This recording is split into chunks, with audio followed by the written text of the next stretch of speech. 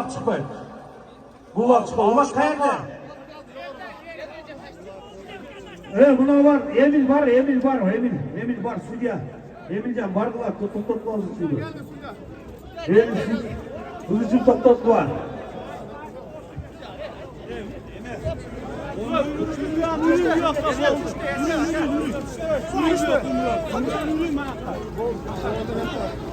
Sandar.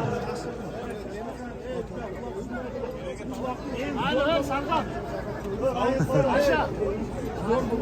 Oldu.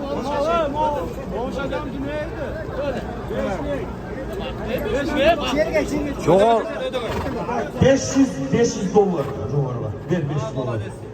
Bağış Balvan. Bana geldi hoş oblastı Karasu rayonun palvanı. Bağış Balvan. Olmadığını versin Bağış. 500 dolar bağışlı sorunu atlayıp koy. Aslında mingeler. Ruslan ülkesinin avantgard. İslam ülkesinin avantgard degen atı menen Bağış Balvan 500 dolarına saldı olmadığını versin Bağışcan. Dua ver. Pas. Çok. Ya bunu bunda başka sattık bunu. Bu oldu. Toktaydı ulan. Üçüncü doktor kılam onlar. Rustam şaşma. Rustam sen tamazga çık gel. Tamazga çık. Rustam'ı tamazga çıkardılar bitti tema. Haka. Jıl oldu. Bağışlar bir yaxşı dua ver.